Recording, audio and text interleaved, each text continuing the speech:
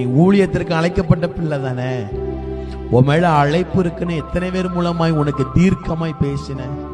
ஆனாலும் கர்த்தர் என்கிட்ட பேசட்டும். கர்த்தர் என்கிட்ட எல்லா காரியத்தையும் கர்த்தர் எல்லாமே நம்ம இடத்துல பேச மாட்டார்.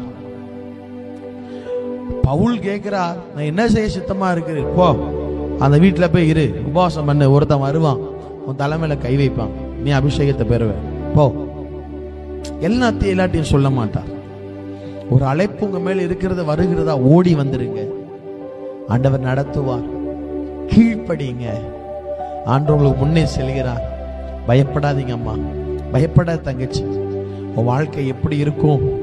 என் குடும்பத்துல எனக்கென்று யாருமே இல்லை பிரதர், எனக்கு எந்த சொல்லிக்கிட்ட எங்களுக்கு எந்த அட்ரஸுமே கிடையாது, நாங்க ஏதோ நாடோடைய போல நாங்க நிக்கிறோம்னு சொல்லி இந்த சத்தத்தை கேட்டுக்கொண்டு இருக்கிறீங்களா? ஆண்டவர் சொல்றார், உனக்கு முன்பாய் மேக ஸ்தம்பமாய் நான் நிக்கிறேன்.